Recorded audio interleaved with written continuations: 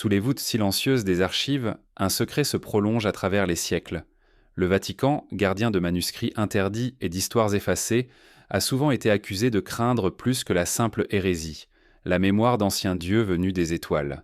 Les Anunnaki, figures énigmatiques de la Mésopotamie, semblent flotter entre mythe et histoire, entre poussière des temples et vertige cosmique.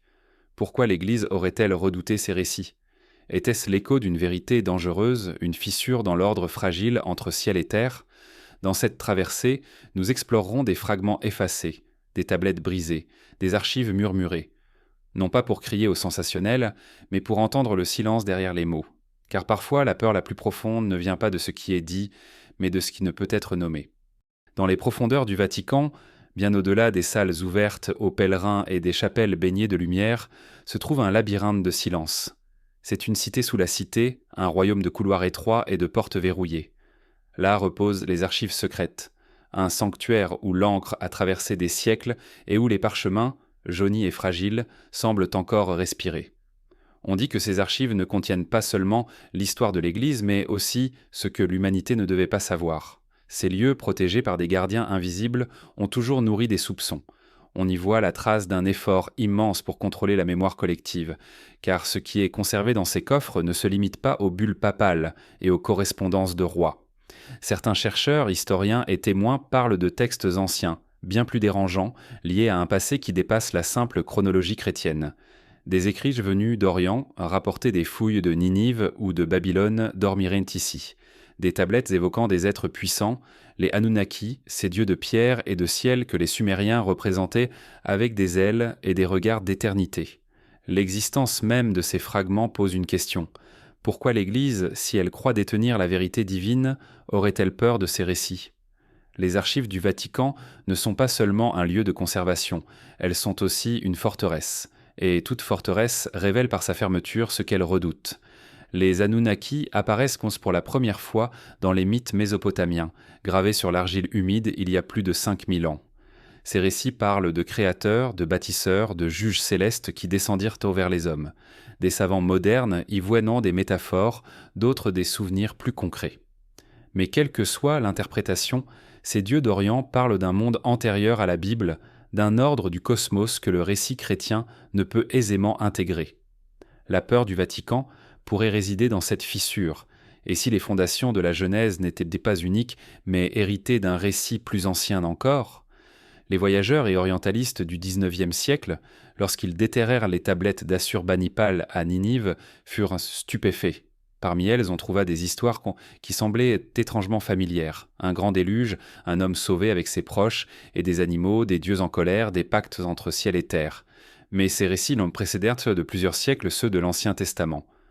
Le Vatican, attentif à ces découvertes, comprit le danger. Non pas le danger d'une vérité spirituelle ébranlée, mais celui d'un monopole rompu.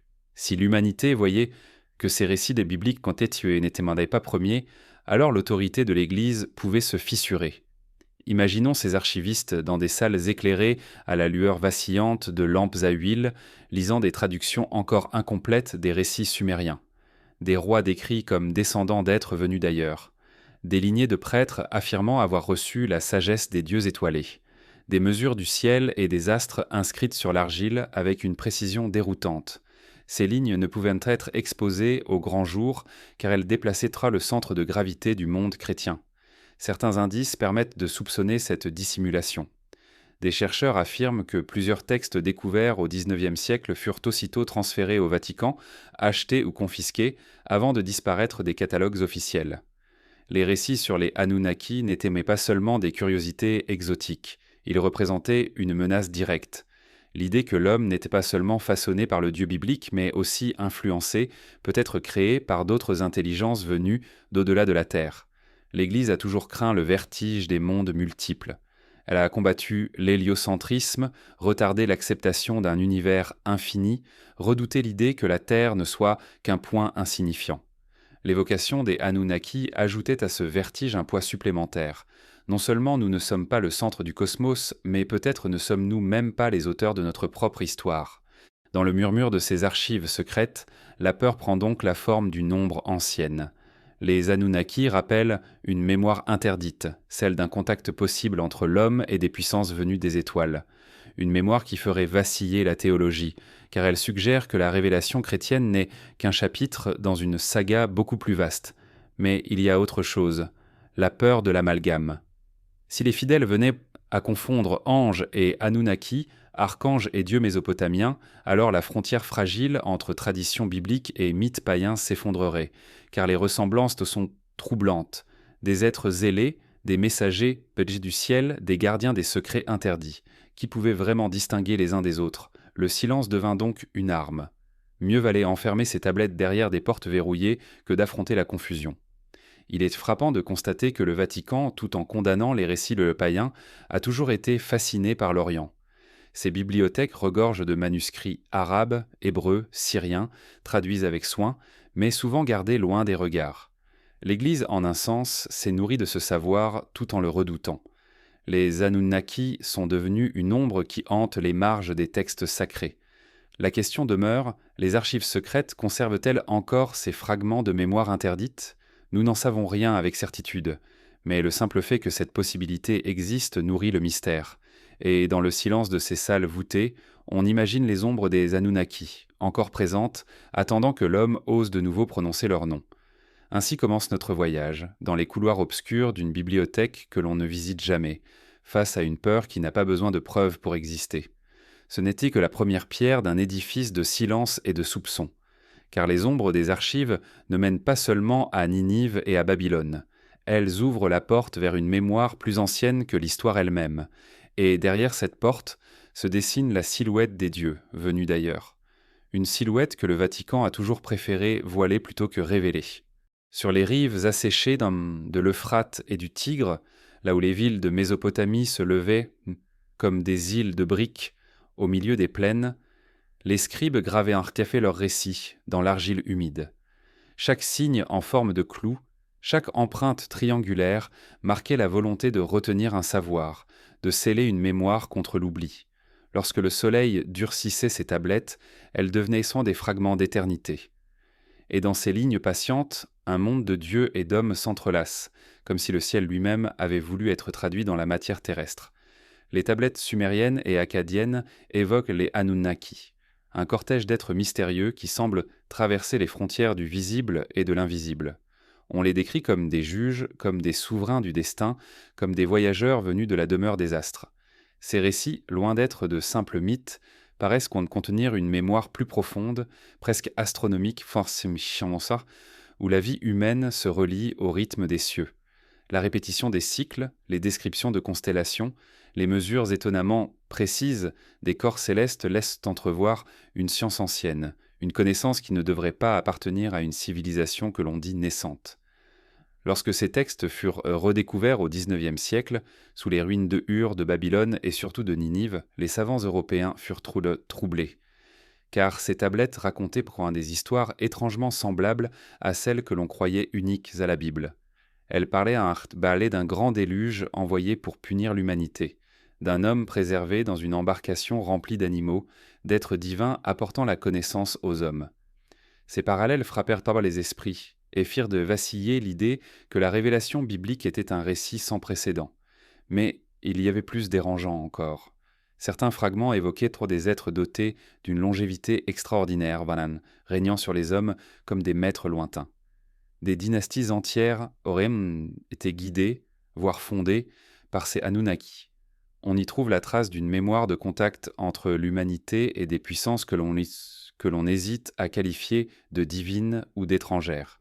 Ces lignes écrites il y a des millénaires laissent planer une question que la théologie chrétienne redoute. Et si l'homme n'était pas le fruit d'un seul acte de création, mais le résultat d'un long dialogue entre la terre et le ciel? Les archives découvertes à Ninive, dans la bibliothèque du roi Assurbanipal, contenaient en plus de 20 probettes 1000 tablettes. Leur contenu allait de simples contes de grains aux hymnes religieux les plus complexes. Mais au milieu de ces textes administratifs surgissaient les grandes épopées, celle de Gilgamesh, quêteur d'immortalité, et celle des dieux qui descendirent des quantis des étoiles pour imposer un ordre. Ce mélange de concret et de sacré, de banal et de cosmique confère aux tablettes une puissance unique. Elles ne sont pas des légendes éthérées, Elles sont des archives gravées, témoins matériels d'une vision du monde où le ciel et la terre dialoguaient indirectement. La mémoire des étoiles se lit aussi dans les détails techniques que ces textes livrent parfois. Des listes d'astres, des indications sur les mouvements planétaires, des correspondances entre phénomènes terrestres et signes célestes. Tout cela suggère un savoir astronomique que l'on n'attendrait pas de peuples encore si proches de l'âge du bronze. D'où venait cette précision ? Était-ce l'observation patiente de générations entières de prêtres astronomes, ou bien la transmission d'un savoir étranger, hérité de ceux que les récits appelaient un Anunnaki ? Lorsque les missionnaires et orientalistes rapportèrent ces tablettes en Europe, une fascination naquit, mais avec elle une inquiétude. Car si ces textes venaient à être largement diffusés, l'édifice spirituel de l'Occident pouvait trembler. Les tablettes parlaient d'un passé où les dieux marchaient parmi les hommes, où les frontières entre humains et divins étaient poreuses. Elles évoquaient un temps oublié qui ne correspondait pas au récit linéaire de la Bible. Le Vatican, conscient du danger, se montra attentif, acquérant certains fragments, finançant parfois en secret des recherches, tout en gardant le silence sur les conclusions. Les tablettes d'argile, pourtant, ne se contentent pas de troubler la foi. Elles fascinent aussi par leur poésie. Chaque hymne, chaque invocation aux dieux, chaque récit de création respire une étrange proximité avec l'univers. Les Anunnaki ne sont pas décrits seulement comme des figures lointaines.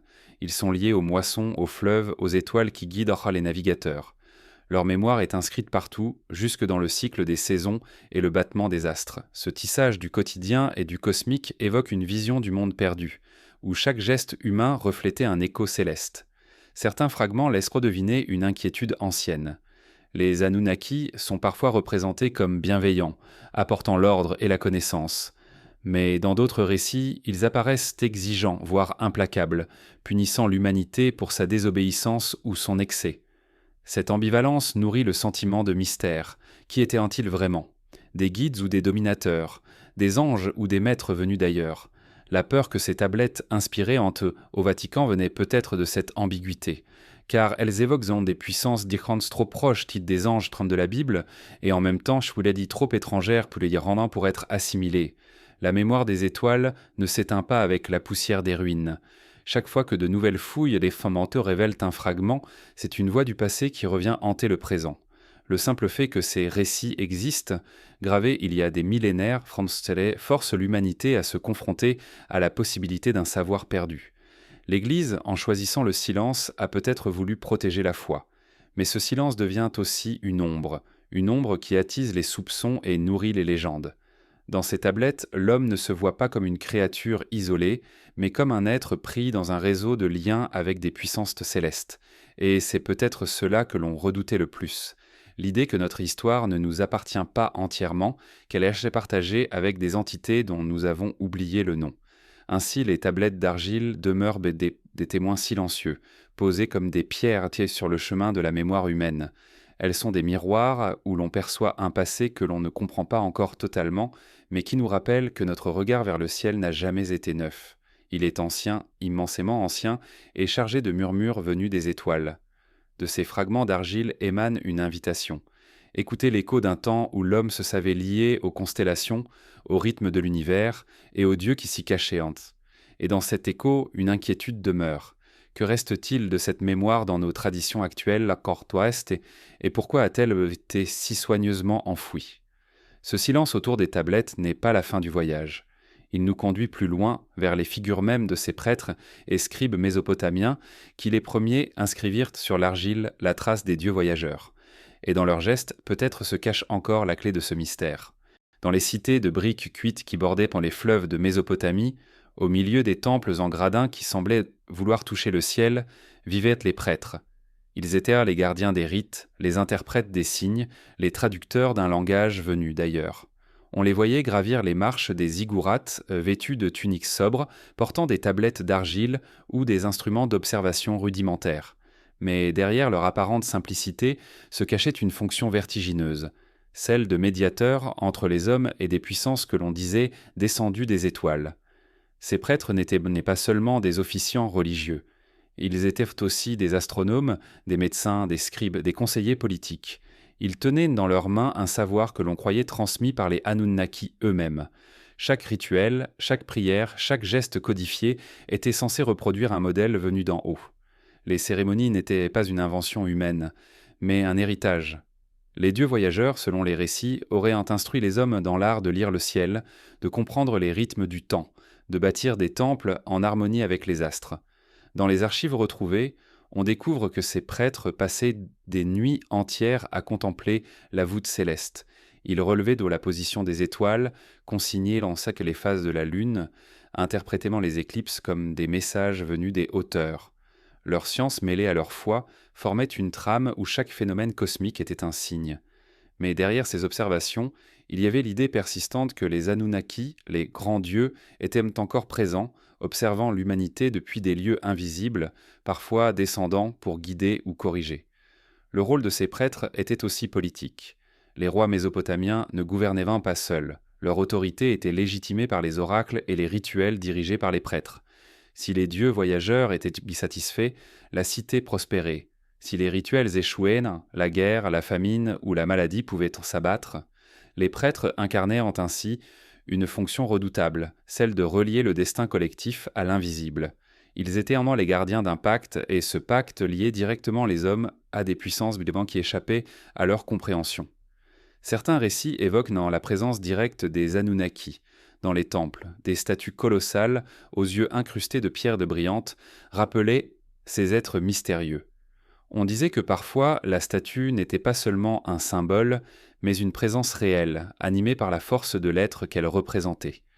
Les prêtres, par des chants et des incantations, invoquaient ces présences, persuadés que les dieux pouvaient habiter la matière et se manifester aux hommes. Cette idée que le divin pouvait descendre et résider dans des formes terrestres troublait déjà ceux qui, des siècles plus tard, liraient ces récits, car elle résonnait étrangement avec les visions chrétiennes d'incarnation, mais dans un cadre tout à fait étranger à la Bible. Les prêtres mésopotamiens ne se contentaient pas de servir les dieux par les rites. Ils recevaient aussi, selon les récits, des enseignements directs. On attribue aux Anunnaki la transmission de savoirs fondamentaux, l'agriculture, l'architecture, la médecine, les lois. Tout cela fut considéré non comme une invention humaine, mais comme un don. Chaque domaine de la vie était ainsi sacralisé, car il provenait d'un héritage céleste. Pour les prêtres, rappeler ses origines n'était pas seulement raconter une histoire, c'était maintenir le lien vivant avec les dieux voyageurs. Cette conception de l'origine du savoir pose une question troublante. Si tout vient des Anunnaki, alors l'humanité n'est pas la créatrice de sa civilisation, mais simplement la dépositaire d'un legs étranger. Cette idée est à la fois fascinante et inquiétante. Elle enlève à l'homme une part de sa fierté créatrice, mais lui donne en échange le sentiment d'être guidé par des forces plus grandes. C'est précisément ce que redoutaient tant les gardiens de la foi chrétienne, l'idée que la connaissance et la culture ne viennent pas uniquement de Dieu, mais d'entités étrangères dont les motivations restent obscures. Les prêtres mésopotamiens, par leur fonction, sont devenus les gardiens de cette mémoire. Mais leur savoir n'était pas partagé avec tous. Le peuple assistait aux rites, participait aux offrandes, mais seuls les initiés connaissaient la signification profonde des gestes. Cette séparation entre le profane et le sacré renforçait l'aura de mystère autour des Anunnaki. Plus le savoir était rare, plus il devenait redoutable. Et au cœur des temples, dans des pièces fermées, les prêtres conservaient les tablettes où étaient inscrits les récits les plus anciens. Aujourd'hui encore, les chercheurs se demandent quel était le degré de croyance réelle de ces prêtres. Croyaient-ils littéralement à la présence des Anunnaki ou utilisaient-ils ces récits comme une langue symbolique pour ordonner le monde ? La frontière est difficile à tracer, car les tablettes oscillent entre poésie et description, entre mythe et chronologie. Elles parlent de Dieu descendant du ciel, mais aussi de calculs précis sur les durées de règne, sur les cycles planétaires. Peut-être que pour ces prêtres, le mythe et la science n'étaient pas séparés, mais faisaient partie d'un seul et même tissu. Le souvenir de ces prêtres et de leur relation avec les dieux voyageurs hante encore notre imaginaire moderne. On les voit comme des médiateurs entre deux mondes, chargés d'un fardeau qui dépasse l'entendement humain. Ils portaient l'apprentissement la responsabilité d'interpréter les signes du ciel, de maintenir l'équilibre fragile entre les cités et les puissances cosmiques. Leur silence ou leurs erreurs pouvaient avoir des conséquences immenses. Et dans leur dévouement se reflète une angoisse universelle, celle de ne pas comprendre les intentions de ceux qui, venus d'ailleurs, semblaient en régir nos vies. Cette mémoire des prêtres nous ramène à une inquiétude essentielle. Que savaient-ils vraiment? Ont-ils reçu, dans des rites aujourd'hui perdus, des révélations directes des Anunnaki? Ou bien ont-ils seulement transcrit les rêves et les peurs d'un peuple émerveillé par les cieux? Ce doute nourrit le mystère, et peut-être est-ce précisément ce doute que le Vatican voulait garder enfoui. Car s'il apparaissait que d'autres civilisations avaient déjà eu des révélations venues du ciel, l'unicité de la Bible s'effondrerait. Dans le silence de leur temple, les prêtres mésopotamiens ont transmis plus qu'un savoir. Ils ont légué une inquiétude, une sensation persistante que nous ne sommes pas seuls et que notre histoire n'est pas uniquement terrestre. C'est cette sensation, encore vivante, qui fait trembler les murs des archives où ces récits reposent aujourd'hui. Et à travers eux, nous nous rapprochons d'une étape nouvelle de ce voyage, celle où Babylone, par sa grandeur et sa mémoire, devint pour l'Église un miroir redouté. Car dans les pierres de cette cité, le souvenir des dieux voyageurs devint une menace spirituelle qui résonne encore. Au cœur des plaines fertiles de Mésopotamie, Babylone s'élevait comme un rêve de pierre et d'argile, une cité dont les murs semblaient défier le temps et dont la gloire résonnait bien au-delà de ses frontières. Ces jardins suspendus, qu'on disait verdoyants comme un paradis terrestre, ces temples en gradins montant vers les nuages, et ces processions fastueuses donnaient à cette ville un éclat presque surnaturel.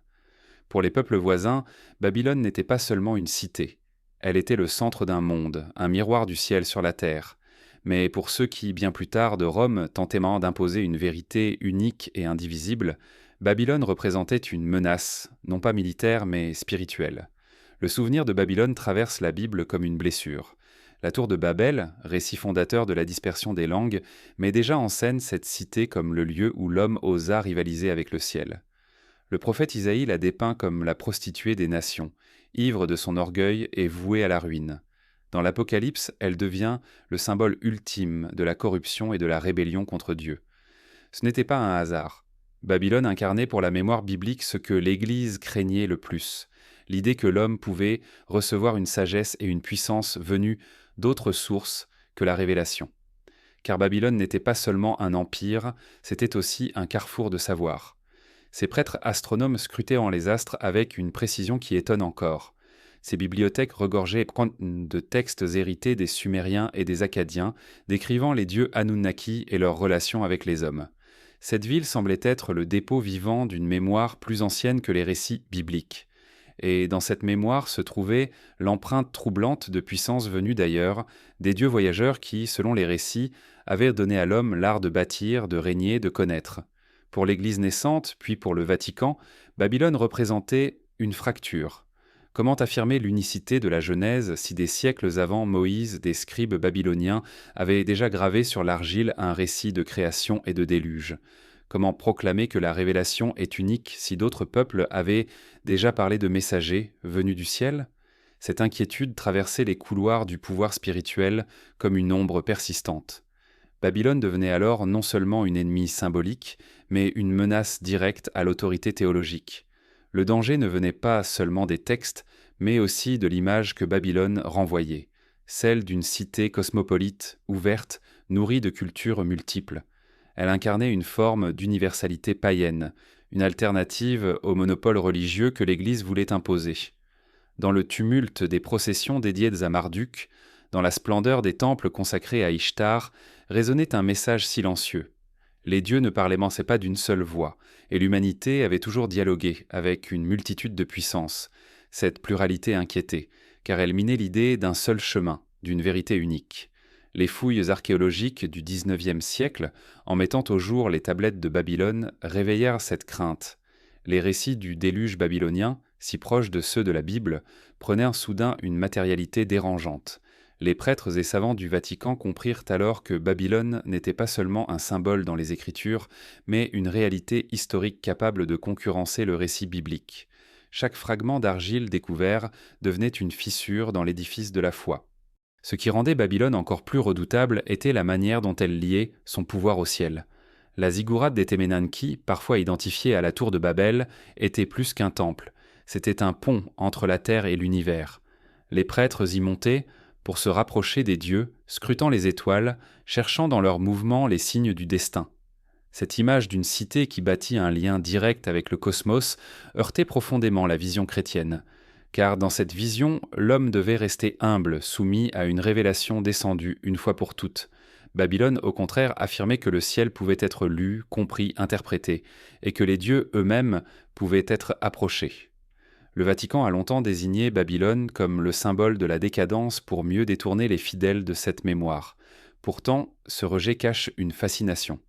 Dans les marges des manuscrits médiévaux, on retrouve parfois des allusions aux sages de Babylone, au mystère de leur astronomie, aux secrets de leur temple.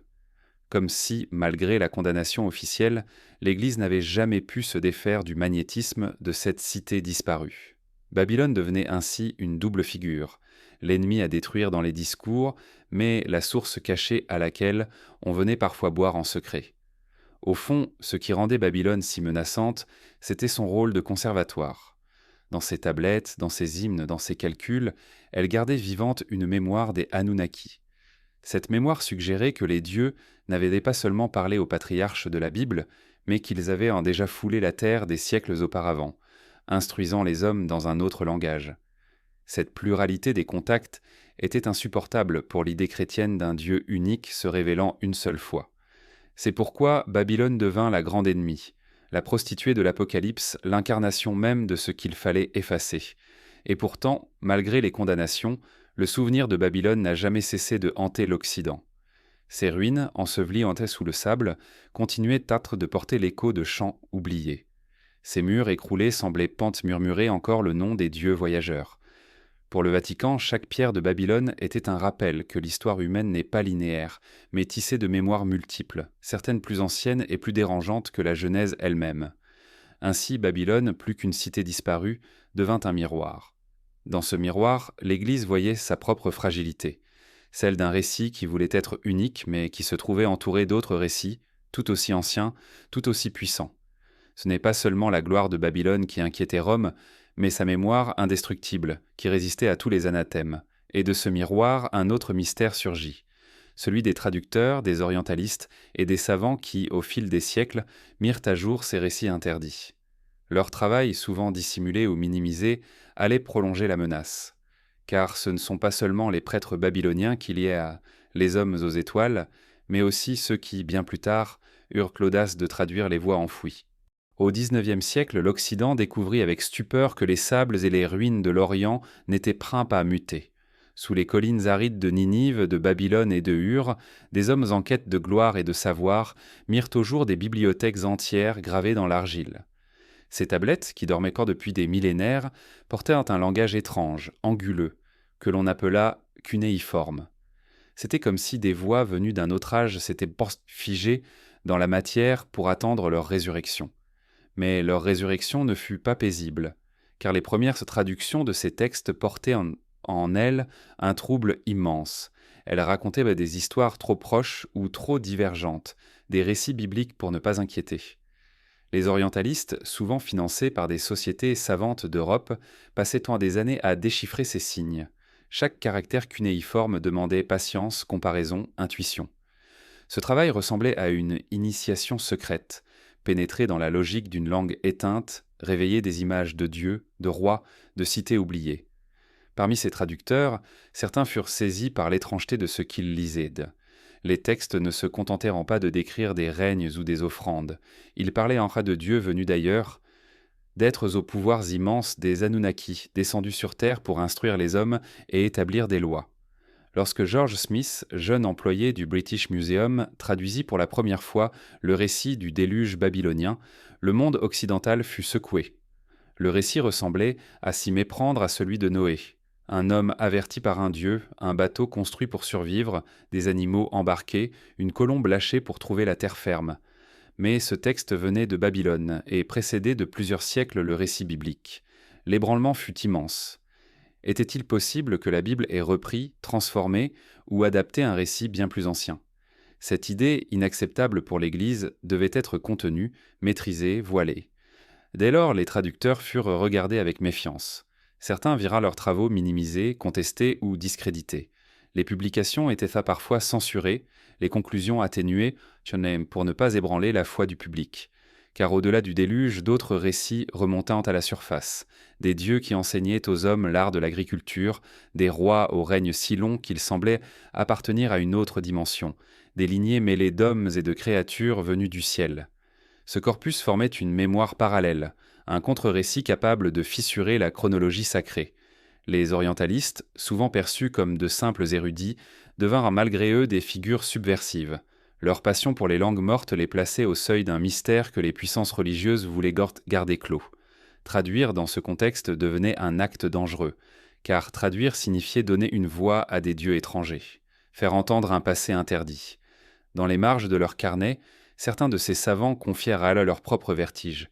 Ils avaient l'impression d'entendre des voix d'un autre monde, des chants venus d'étoiles lointaines, captifs dans l'argile. Le Vatican observa de près ces travaux. Certains fragments traduits les furent achetés, emportés, déposés dans les archives inaccessibles. Le silence fut préféré au débat public.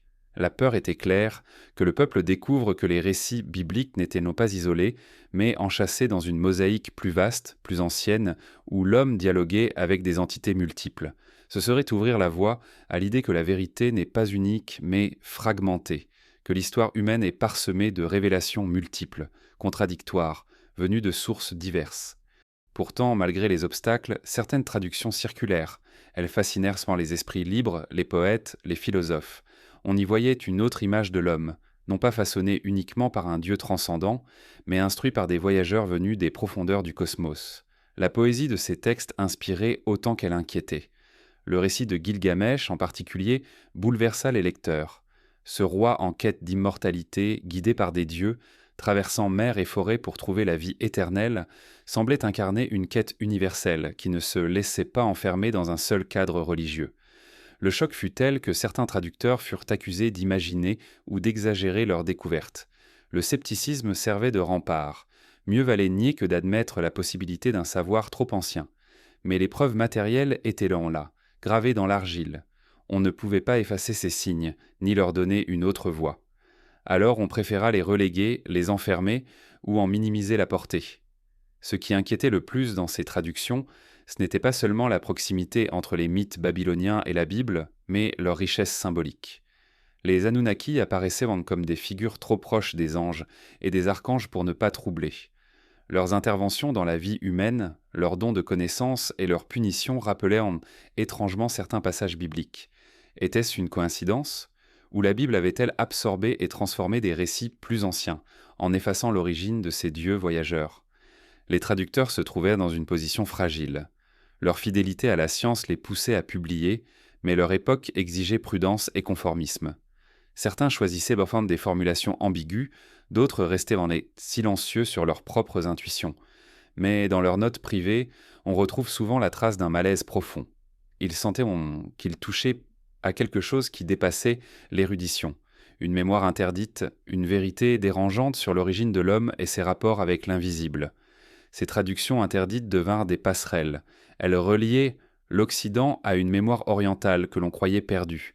Elles rappelaient que le passé n'appartient pas seulement à l'Europe chrétienne, mais qu'il plonge ses racines dans des cités disparues, où le ciel et la terre dialoguèrent autrement. Chaque signe déchiffré devenait une fissure dans le mur de certitude, et plus les fissures s'accumulaient, plus l'édifice semblait fragile.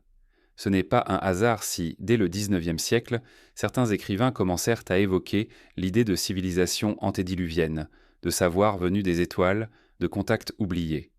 Les traductions des orientalistes alimentèrent donc ces imaginaires, souvent condamnés comme fantaisistes, mais nourris d'une réalité, celle des tablettes de Babylone, bien réelles, bien gravées, et trop anciennes pour être ignorées.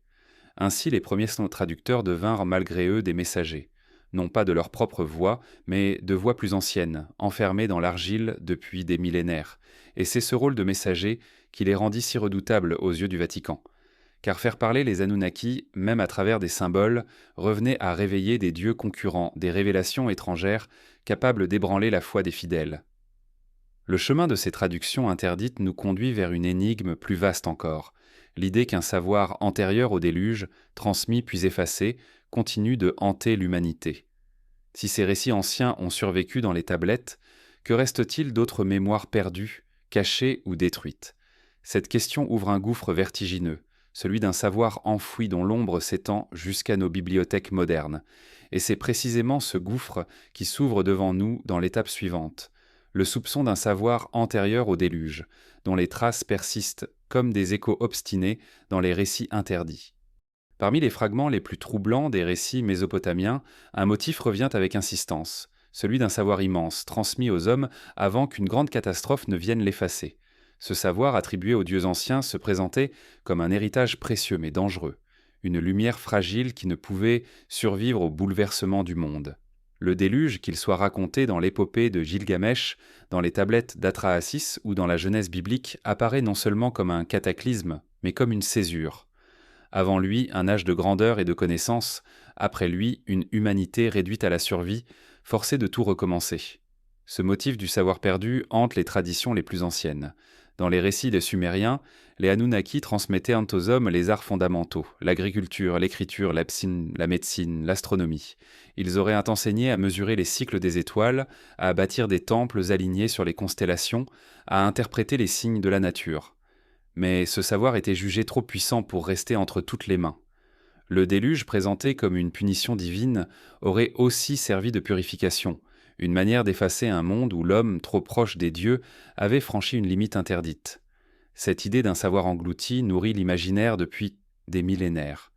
Les Grecs parleront d'Atlantide, continent de science et de puissance englouti par les eaux. Les Hébreux évoqueront les Néphilim, êtres hybrides nés de l'union des fils de Dieu et des filles des hommes, dont la destruction fut jugée nécessaire avant le déluge. Les traditions mésopotamiennes, elles, parlent d'une humanité guidée, presque modelée, par les Anunnaki avant que la colère des cieux ne vienne anéantir cet âge. Toutes ces versions se rejoignent dans une même intuition. Quelque chose d'immense a été perdu, et ce qui nous reste n'est qu'une ombre. Lorsque les orientalistes du XIXe siècle mirent au jour ces récits, le trouble fut immense.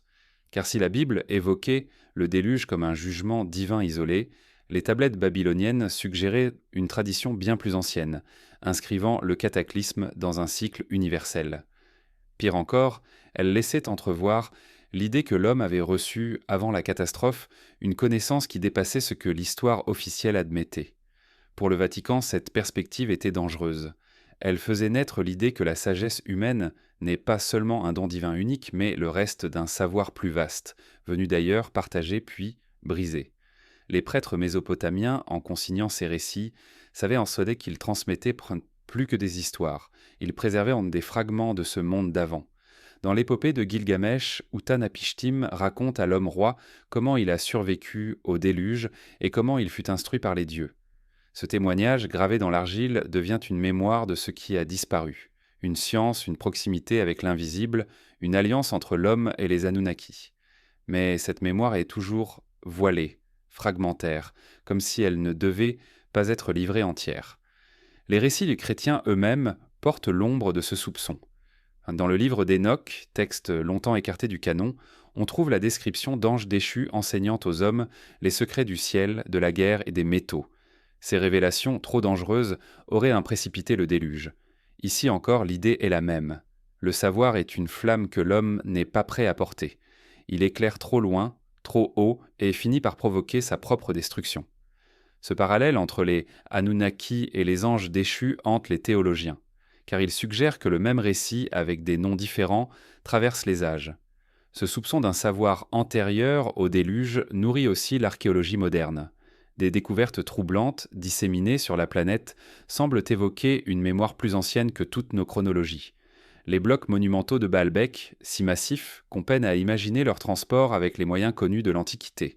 Les alignements de pierres de Göbekli Tepe, datés de plus de 10 000 ans, dont les gravures astrales semblent raconter un cataclysme céleste. Les récits des peuples amérindiens, des Polynésiens, des aborigènes, qui parlent tous d'un temps d'avant les eaux, où des maîtres venus du ciel instruisaient à conseiller les hommes. Ces convergences en dérangent. Elles suggèrent d'admettre que le déluge n'est pas seulement un mythe local, mais un souvenir partagé par l'humanité entière, la trace d'un traumatisme global qui aurait effacé une civilisation antérieure. Et dans cette civilisation, selon les traditions, l'homme vivait au contact de puissances venues d'ailleurs. Les Anunnaki ne seraient pas seulement des dieux mythiques, mais la mémoire de ces instructeurs disparus avec les flots. Le Vatican, en préservant certains manuscrits et en écartant d'autres, semble avoir compris le danger de cette idée. Car admettre un savoir antérieur au déluge, c'est admettre que la Bible n'est pas le point de départ, mais une reprise, une reformulation d'un héritage plus ancien. Cela briserait l'idée d'une révélation unique, fondatrice, et ferait de l'humanité l'héritière de plusieurs transmissions, certaines plus anciennes, plus mystérieuses, et peut-être venues des étoiles. Mais ce qui rend ce soupçon si troublant, c'est la manière dont il survit malgré tous les efforts pour le taire. Dans les traditions orales, dans les ruines, dans les récits apocryphes, dans les découvertes archéologiques, on retrouve toujours cette intuition. Nous avons oublié quelque chose. Ce qui a été perdu ne disparaît jamais totalement. Il revient comme une ombre, un écho persistant. Le déluge n'aurait pas effacé la mémoire, seulement voilé. Et parfois, un fragment de cette mémoire ressurgit, comme une bribe d'un rêve trop ancien. Ce voile nourrit l'imaginaire contemporain. Les théories sur des civilisations disparues, les récits d'Atlantide, les spéculations sur des contacts extraterrestres ne sont pas seulement des inventions modernes. Elles sont les formes actuelles de cette vieille inquiétude. Que savons-nous vraiment de notre origine? Que cachent les archives, les tablettes, les traditions interdites? Et pourquoi ce savoir suscite-t-il toujours la peur, comme s'il menaçait l'ordre établi du monde? Le soupçon d'un savoir antérieur au déluge nous ramène à une idée fondamentale. L'humanité n'est peut-être pas vierge de son histoire. Nous ne serions pas des enfants découvrant pas à pas la science et la culture, mais des héritiers amnésiques, portant en nous les traces d'un legs trop vaste pour être assumé. C'est cette idée que le Vatican, depuis des siècles, semble redouter, car elle retire à l'institution son rôle de gardienne unique de la vérité, et ouvre la voie à un passé multiple, éclaté, habité de dieux voyageurs dont les noms résonnent encore dans les pierres et les étoiles. Dans le silence de ce soupçon, une angoisse demeure, et si ce savoir perdu devait un jour ressurgir? Que deviendrait notre monde si les fragments du passé, réunis, révélaient une vérité qui dépasse toutes nos religions, toutes nos sciences, toutes nos certitudes? Cette question suspendue comme une menace douce mais implacable accompagne toute recherche sur les récits du déluge, et cette question nous conduit vers une autre étape de ce voyage. Comment ces souvenirs d'Anunnaki et de cataclysmes furent réinterprétés dans l'imaginaire chrétien jusqu'à devenir une ombre planant sur les anges et les visions du ciel. Au fil des siècles, le christianisme a façonné une vision du monde où les forces invisibles sont incarnées par des anges et des démons, des messagers lumineux et des esprits déchus. Pourtant, derrière cette architecture spirituelle soigneusement ordonnée, des ombres plus anciennes affleurent. Les Anunnaki, figures mystérieuses de des récits mésopotamiens, semblent se projeter dans les interstices du discours chrétien. Non pas directement, mais comme des échos étouffés, des résonances qui viennent troubler la frontière entre l'orthodoxie et le souvenir interdit. Dans les premiers siècles de l'Église, les pères chrétiens durent affronter un défi. Comment intégrer ou rejeter les traditions païennes qui précédaient tôt le message évangélique? Babylone, Ninive, Ur n'étaient pas seulement des noms d'ennemis bibliques. Elles étaient aussi des dépôts de savoirs anciens, des bibliothèques d'argile où se trouvaient l'un des récits de création, de déluge et de dieux voyageurs. Face à ces récits, les théologiens choisirent une stratégie, les transformer en figures diaboliques ou en illusions trompeuses. Les Anunnaki, dans cette logique, n'étaient pas des dieux réels, mais des esprits déchus ayant séduit l'humanité avant la révélation. Cette assimilation n'était pas sans raison. Dans le livre d'Enoch, texte rejeté du canon mais influent dans l'imaginaire chrétien primitif, on trouve le récit des veilleurs, anges descendus sur terre pour s'unir aux femmes humaines et transmettre des savoirs interdits. Ce mythe, proche des récits mésopotamiens des Anunnaki, fut interprété comme l'origine du mal, la racine d'une rébellion céleste. Ainsi, ce qui avait pu apparaître en Mésopotamie comme une transmission de connaissances devint, dans le christianisme, une corruption. Le savoir ne venait plus de guides bienveillants, mais d'êtres pervers trompant l'homme. Ce renversement est révélateur. Il montre la peur profonde que suscitait l'idée que des entités autres que Dieu aient pu instruire l'humanité.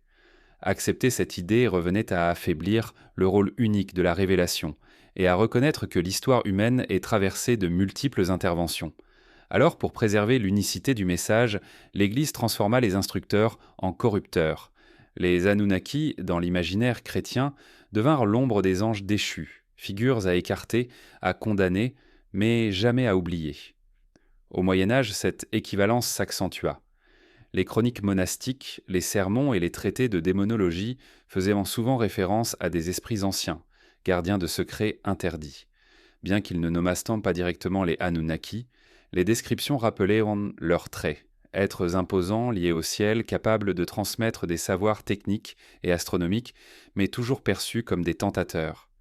Les anges lumineux étaient du côté de Dieu. Tout autre messager venu du ciel appartenait aux légions du mal. Le souvenir des dieux mésopotamiens se dissolvait ainsi dans la figure du démon.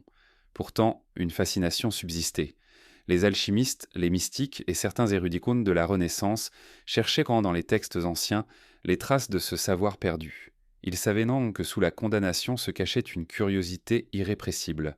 Les correspondances entre les traditions orientales et les symboles bibliques nourrissaient des lectures secrètes. Certains osaient affirmer que les anges de la Bible et les dieux anciens n'étaient que des masques différents d'une même réalité. Mais ces paroles devaient rester murmurées sous peine d'être accusées d'hérésie. Ce double mouvement, rejet officiel et fascination souterraine, construisit une présence fantomatique des Anunnaki dans la pensée chrétienne. Ils n'apparaissent jamais sous leur nom, mais leurs traits sont visibles dans les mises en garde contre les esprits trompeurs, dans les images des géants antédiluviens, dans les récits d'êtres venus du ciel. L'imaginaire chrétien, tout en prétendant effacer les dieux étrangers, n'a cessé de les réinventer sous d'autres formes. Le problème central restait le même, les ressemblances. Comment ne pas voir dans les archanges des échos des dieux ailés mésopotamiens, représentés avec des ailes déployées et des visages sévères? Comment ignorer que les récits de pacte entre Dieu et les hommes rappelaient ceux des Anunnaki imposant des lois aux rois? Les similitudes troublaient en trop pour être ignorées. Alors, l'Église fit de la ressemblance une preuve. Si les dieux étrangers ressemblent aux anges, c'est parce que les démons imitent le divin pour tromper. Cette explication permettait de préserver l'autorité biblique tout en reconnaissant implicitement la profondeur des échos. Avec le temps, l'imaginaire chrétien développa une méfiance accrue envers toute trace de savoir ancien. Ce qui venait de Babylone ou de Ninive était suspect, empreint de corruption. Mais cette méfiance n'empêchait pas la fascination. Les moines copistes conservaient malgré tout certains textes antiques, traduits et rangés dans les bibliothèques. Le Vatican lui-même accumulait ces fragments tout en interdisant leur diffusion. Les Anunnaki, devenus invisibles, enterrent désormais les marges des manuscrits et les couloirs des archives. À l'époque moderne, alors que l'archéologie réveillait les tablettes d'argile, le parallèle entre les récits anciens et la Bible devint impossible à ignorer. Le public découvrit que le déluge de Noé avait un équivalent babylonien, que les dieux voyageurs ressemblaient étrangement aux anges. L'imaginaire chrétien fut à nouveau secoué. Les Anunnaki revinrent, non plus sous le nom de démons, mais comme une question lancinante. Et si nos récits sacrés n'étaient que des variations d'une mémoire plus ancienne? Pour les croyants, cette question était un vertige. Elle ouvrait la possibilité que la révélation chrétienne ne soit pas unique, mais une réécriture. Pour les institutions, c'était une menace directe. Alors la stratégie resta la même, minimiser, détourner, réduire au rang de mythe païen. Mais dans les esprits curieux, l'écho persistait. Les Anunnaki continuaient d'habiter les zones d'ombre de la foi, rappelant que l'histoire sacrée n'est jamais simple, qu'elle est tissée de mémoires multiples. Ainsi, dans l'imaginaire chrétien, les Anunnaki ne disparaissent pas. Ils se transforment, se déguisent, deviennent anges déchus, démons, géants, esprits dits trompeurs. Leur nom est effacé, mais leur silhouette demeure, comme une ombre sous la lumière des cathédrales. Ils rappellent une inquiétude ancienne. Et si les anges que nous vénérons étaient eux-mêmes héritiers de Dieu, plus anciens, venus d'un temps où la frontière entre ciel et terre était différente? Cette inquiétude mène naturellement à une autre étape de ce voyage, le rôle des papes, qui, face à cette ombre persistante, ont dû décider comment parler ou se taire au sujet de ces dieux des étoiles. Car derrière chaque bulle, chaque condamnation, se devine une peur plus ancienne, celle de voir resurgir la mémoire des voyageurs d'Orient. Dans les couloirs solennels du Vatican, où les fresques racontent l'histoire officielle de la foi, plane une autre histoire murmurée et jamais proclamée. Celle des papes confrontés, siècle après siècle, à l'ombre des dieux anciens, ces figures de pierre et d'argile venues croissemues des plaines de Mésopotamie. Car si l'Église a toujours condamné les cultes païens, elle a dû aussi composer avec une inquiétude plus subtile. Que se passerait-il si les récits des Anunnaki, réveillés par les érudits et les archéologues, venaient en troubler l'ordre fragile de la doctrine? L'hérésie des étoiles anciennes n'était pas une menace abstraite. Elle était un vertige toujours présent, une fissure dans la forteresse de la foi, que chaque pape devait surveiller. Depuis les premiers siècles, Rome avait placé Babylone au cœur de son langage symbolique. Elle était la cité à abattre, la prostituée de l'Apocalypse, le nom maudit qui condensait toutes les rébellions contre Dieu. Mais derrière cette condamnation se cachait un paradoxe, car Babylone n'était pas seulement une métaphore biblique, elle représentait aussi un foyer de mémoire et de savoir antérieur, un carrefour où les dieux voyageurs avaient laissé leur empreinte. Chaque pape savait que l'ombre de cette cité pesait sur le récit chrétien. Effacer son souvenir était nécessaire, mais impossible. Alors, il fallait le transformer, le condamner, le recouvrir du sceau de l'hérésie. Durant le Moyen Âge, les papes multiplièrent les interdits contre les pratiques astrologiques et les traditions occultes héritées de l'Orient. L'astrologie, discipline héritière des prêtres mésopotamiens, l'Oshadimen fut dénoncée comme une superstition dangereuse. Pourtant, dans le secret des bibliothèques pontificales, des traités circulaient encore, copiés, traduits, conservés. Le pouvoir papal oscillait entre rejet officiel et fascination privée. Derrière les condamnations publiques, cette fallait se cachait une curiosité silencieuse, comme si les papes sans que le savaient et que sous ces savoirs interdits se trouvait un fragment de vérité trop ancienne pour être détruite. La Renaissance apporta un trouble nouveau. Avec le retour des textes antiques, les érudits commencèrent à comparer les récits bibliques avec ceux des civilisations mésopotamiennes et grecques. Des parallèles apparurent, troublants. Certains papes, mécènes de bibliothèques et protecteurs d'humanistes, encouragèrent la collecte de manuscrits orientaux. Mais ce geste, en apparence humaniste, cachait aussi une peur. Mieux valait posséder ces textes, les enfermer derrière les murs du Vatican, plutôt que de les laisser circuler librement. La papauté devint ainsi la gardienne paradoxale des mémoires qu'elle condamnait. Elle enfermait l'hérésie des étoiles dans ses propres coffres, comme si le silence valait mieux que la destruction. L'époque moderne fit grandir cette inquiétude. Quand les orientalistes commencèrent à déchiffrer les tablettes de Ninive et de Babylone, le Vatican comprit que l'hérésie des étoiles anciennes n'était pas morte. Elle revenait, armée non plus de cultes païens, mais de preuves archéologiques. Les récits du déluge, gravés sur l'argile des siècles avant la Bible, posaient une question insoutenable. La révélation chrétienne n'était-elle qu'une réécriture ? Face à cette menace, certains papes choisirent le silence, d'autres la condamnation indirecte. Mais aucun ne pouvait ignorer le danger. Chaque découverte rappelait que le monopole du sacré pouvait se fissurer. Ce qui rendait cette hérésie si redoutable, c'était sa ressemblance. Les Anunnaki, dans les récits mésopotamiens, descendaient du ciel, apportaient maintenant des lois, punissaient et protégeaient. Comment ne pas voir dans ces figures l'écho des anges et des archanges ? Comment ne pas comparer leur jugement au châtiment biblique ? Cette proximité troublante menaçait de brouiller les frontières. Alors, les papes insistèrent toujours sur la différence. Les anges venaient du vrai Dieu, les dieux étrangers n'étaient que des illusions diaboliques. Mais cette distinction fragile dépendait d'un mur de silence.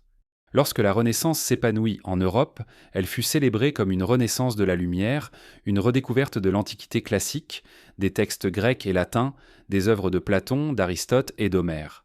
Mais derrière ce retour à la splendeur méditerranéenne se cachaient d'autres courants plus discrets, plus inquiétants, qui ramenèrent à la surface des mémoires bien plus anciennes. Car l'Europe savante, en rouvrant les manuscrits orientaux, en traduisant les chroniques arabes et syriaques, en s'aventurant au-delà du monde classique, fut confrontée à une ombre, celle du savoir sumérien, transmise par fragments et réminiscences. Cette ombre hanta les bibliothèques des humanistes, les cabinets des érudits et les rêves des alchimistes. Les papes eux-mêmes, mécènes des arts et protecteurs des académies, encouragèrent à la collecte de manuscrits venus de toutes les régions du monde. Rome devint un carrefour où l'on rassemblait non seulement les textes grecs et latins, mais aussi les traductions arabes de savoirs plus anciens. Ces textes, venus de Bagdad, de Damas ou de Tolède, portaient en eux des échos d'un héritage oublié. Les traditions astronomiques et mathématiques des Babyloniens, transmises à travers les siècles. Derrière les chiffres, les étoiles et les calculs, se devinait un monde où les prêtres de Mésopotamie avaient déjà dialogué avec le ciel, se disant instruits par les dieux voyageurs. Ce spectre sumérien se manifesta dans des détails troublants. Les humanistes furent fascinés par les récits orientaux de déluge, si proches du récit de Noé, mais plus anciens. Ils étudièrent en ça des fragments d'épopées traduites, parfois de seconde ou troisième main, où des rois mésopotamiens apparaissaient comme les héritiers d'instructeurs célestes. Ces récits n'étaient pas toujours compris dans leur profondeur, mais ils éveillaient une inquiétude. Et si les fondations de la civilisation européenne reposaient sur un héritage que l'on avait voulu effacer? Dans les cercles ésotériques, le spectre devint plus explicite. Les alchimistes voyaient dans les dieux anciens des figures de connaissances secrètes. Ils interprétaient les Anunnaki non comme de simples divinités, mais comme des maîtres du savoir cachés, détenteurs de la science des métaux, des étoiles, des correspondances entre microcosme et macrocosme. Pour eux, les légendes mésopotamiennes n'étaient pas des fables, mais des messages codés, des souvenirs d'un âge où l'homme avait reçu une lumière aujourd'hui perdue. Ainsi, derrière les traités hermétiques et les symboles alchimiques, se profilait parfois l'ombre des prêtres sumériens et de leurs dieux voyageurs. Le Vatican observait avec ambivalence cette résurgence. D'un côté, il encourageait la collecte du savoir car posséder les manuscrits signifiait contrôler leur diffusion. De l'autre, il craignait que certains érudits osent établir des parallèles dangereux. Les papes mécènes, tout en finançant la traduction des classiques, veillaient aussi à enfermer dans les archives certains textes jugés trop ambigus. Car le spectre sumérien ne se contentait pas de rappeler une autre origine du savoir. Il posait une question théologique insoutenable. Si les Anunnaki avaient réellement transmis des connaissances aux hommes, alors l'humanité n'était pas un simple réceptacle de la révélation divine, mais l'héritière d'un dialogue avec d'autres puissances. Cette inquiétude se manifesta dans les débats sur l'astrologie. La Renaissance vit un regain de fascination pour les correspondances célestes. Les horoscopes des rois, les prédictions des astrologues, les calculs des positions planétaires devinrent à la mode dans les cours d'Europe. Or, cette science des astres n'était pas seulement héritée des Grecs, elle plongeait ses racines dans la Mésopotamie. Chaque fois que l'on dressait une carte du ciel, c'était un peu de Babylone qui revenait. Le Vatican, conscient de cette origine, condamna avec vigueur les excès de l'astrologie. Mais la fascination demeurait. Les papes eux-mêmes, parfois en secret, consultaient des astrologues. Ainsi, l'ombre sumérienne persistait jusque dans les décisions les plus sacrées. Dans les universités naissantes, certains érudits consolés commencèrent à comparer les mythes. Les récits d'Ovide, les légendes bibliques, les fragments orientaux semblaient même partager une même trame, un âge d'or perdu, un cataclysme, une transmission divine. Cette comparaison faisait naître un malaise, car si toutes les civilisations racontaient le même mythe, quelle était alors la singularité de la Bible? Ce questionnement, souvent étouffé, réapparaissait malgré tout dans les correspondances consavantes. Le spectre du savoir sumérien hantait la pensée critique comme une énigme non résolue. Ce spectre ne se contentait pas de troubler les érudits. Il inspirait aussi les artistes. Dans certaines fresques et gravures de la Renaissance, on voit apparaître des figures ailées étranges, des êtres mi-divins, mi-humains, parfois très proches des représentations mésopotamiennes. Ces images, qui dissimulaient dans les marges ou les ornements, témoignent d'une fascination souterraine. Les artistes, sensibles aux murmures de l'Ancien Orient, laissaient au filtrer des échos des dieux, voyageurs, comme si leur mémoire survivait malgré les censures. Pourtant, la menace restait claire. Les papes savaient que si l'on tirait trop fort sur ce fil, l'édifice pouvait se défaire. L'humanisme, en réhabilitant les textes antiques, ouvrait aussi la voie à la réhabilitation des mémoires plus anciennes encore. Alors, le Vatican dut affirmer plus fortement que jamais la centralité de la révélation biblique et renforcer la frontière entre le savoir chrétien et les héritages païens. Mais cette frontière, en réalité, était poreuse. Le spectre du savoir sumérien circulait dans les bibliothèques, dans les cercles occultes, dans les conversations secrètes. Il revenait toujours comme une présence insistante, rappelant que le passé n'est jamais totalement perdu. Ainsi, la Renaissance, loin d'effacer l'ombre des Anunnaki, lui donna une nouvelle vigueur. Elle fit ressurgir la mémoire interdite sous des formes multiples, érudites, artistiques, ésotériques. Chaque fragment de texte, chaque parallèle entre les récits, chaque étoile observée dans le ciel, rappelait qu'avant la Bible, avant Rome, il y avait eu un autre savoir, une autre lumière. Cette lumière, même voilée, hantait l'Europe renaissante comme un fantôme qu'on ne pouvait chasser, et ce fantôme allait encore se renforcer avec les siècles suivants. Car les fouilles archéologiques, à partir du XIXe siècle, allaient donner une matérialité nouvelle à ce spectre. Les bibliothèques enfouies enfin de Ninive et de Babylone allaient offrir au monde des preuves tangibles que le savoir sumérien n'était pas une invention mais une réalité gravée dans l'argile. Et face à cette réalité, L'Église, une fois de plus, devrait choisir le silence. Lorsque les explorateurs du XIXe siècle entreprirent de fouiller les terres poussiéreuses de l'ancienne Assyrie, ils ne s'attendaient pas à réveiller une mémoire qui dormait depuis plus de 2 millénaires. Sous les collines anonymes du nord de l'Irak, on découvrit les ruines de Ninive, capitale flamboyante d'Assurbanipal. La cité, chantée autrefois pour sa puissance et redoutée pour sa cruauté, ressurgissait dans les éclats d'argile et les murs brisés. Mais ce n'était pas seulement une ville qu'on venait de réveiller, c'était une bibliothèque, une mémoire figée dans la matière. Car Ninive avait abrité l'une des plus vastes collections de textes de l'Antiquité, un trésor unique où l'histoire, la science et le sacré se mêlent. La bibliothèque d'Assurbanipal, découverte à la faveur de fouilles ardues, révéla des milliers de tablettes cunéiformes, certaines portant des inventaires de denrées, des contrats de mariage, des traités administratifs, mais d'autres étaient d'une autre nature. Hymnes, récits mythologiques, prières, chroniques royales, épopées. Et au milieu de ce tumulte d'argile émergeaient des fragments qui allaient troubler l'Occident, car ils parlaient d'un monde façonné par des dieux puissants, les Anunnaki, qui descendaient sur terre pour instruire et juger les hommes. Ces tablettes n'étaient pas des mythes isolés. Elles formaient un corpus, une vision cohérente de l'univers, où l'homme et les dieux voyageurs vivaient dans un dialogue permanent. L'ombre de Ninive s'étendit rapidement sur l'Europe. Les savants qui déchiffraient dans ces tablettes comprirent qu'ils tenaient entre leurs mains un héritage capable de bouleverser les certitudes.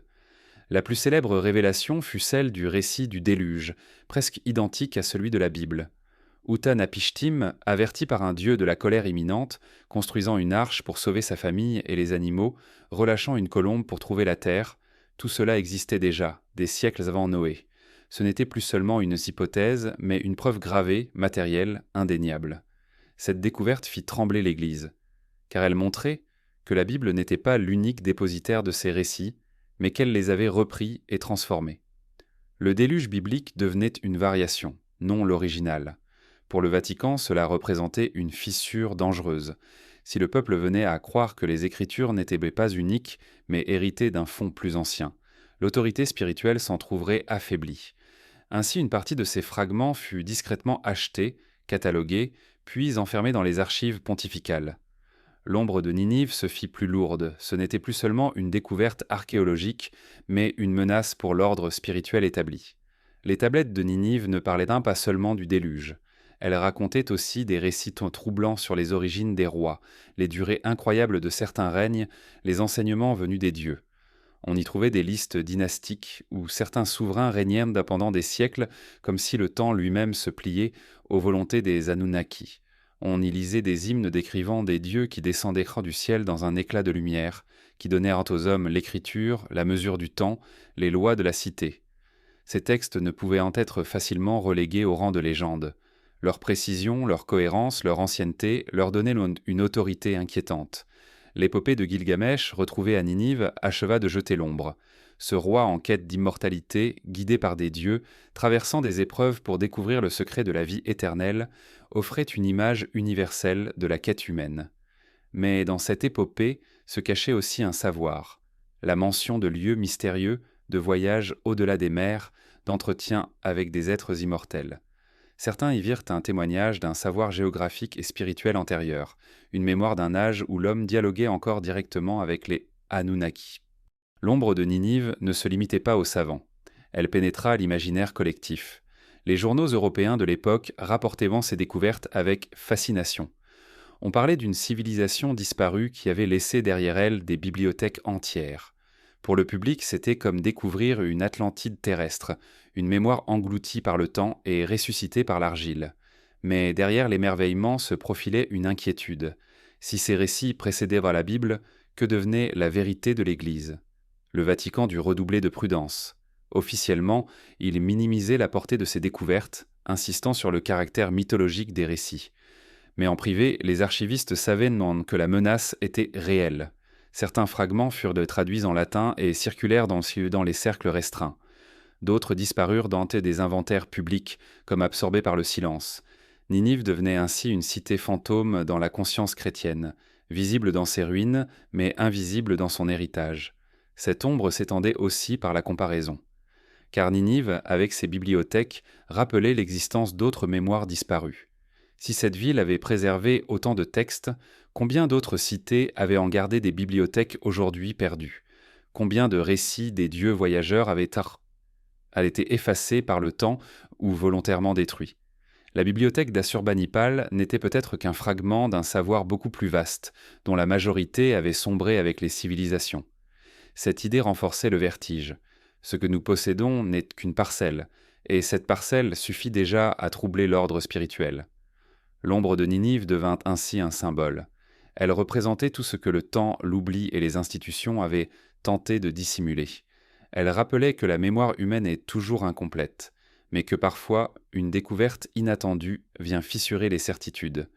Ninive était une blessure dans la histoire officielle, une preuve que le passé est plus vaste et plus étrange que les récits religieux le laissent entendre, et cette blessure appelait d'autres comparaisons. Car les tablettes de Ninive ne parlaient pas seulement de dieux et de rois, elles décrivaient des visions du ciel, des liens entre les constellations et le destin des hommes. Elles faisaient en écho au récit biblique des anges, mais avec une profondeur différente, plus ancienne, plus cosmique. Cette ressemblance troublante allait se nourrir un autre mystère, celui des correspondances entre anges et dieux étrangers. Dans les traditions de l'Orient ancien, les dieux descendaient du ciel avec des ailes déployées, des visages sévères et des mains tendues vers les hommes pour leur offrir des lois, des savoirs et des jugements. Dans les traditions chrétiennes, les anges apparaissent avec des formes presque identiques, des messagers lumineux venus des hauteurs, porteurs de paroles et d'avertissements. Entre ces deux univers culturels, séparés par des siècles et des continents, les ressemblances sont trop nombreuses pour être ignorées. Pourtant, l'Église choisit de les voiler, de les expliquer par la tromperie des démons ou par des coïncidences de langage. Mais l'ombre des correspondances demeure, rappelant que les figures célestes des chrétiens ne naquirent pas dans un vide, mais s'inscrivirent dans une mémoire beaucoup plus ancienne. Les représentations sumériennes et akkadiennes montrent souvent les Anunnaki ailés, vêtus de tuniques richement décorées, tenant dans leurs mains des objets mystérieux, parfois des symboles de fertilité ou des instruments d'autorité. Ils sont dressés comme des gardiens, des protecteurs des rois et des temples. Leur présence évoque celle des chérubins bibliques, placés à l'entrée de l'Éden pour interdire l'accès à l'arbre de vie.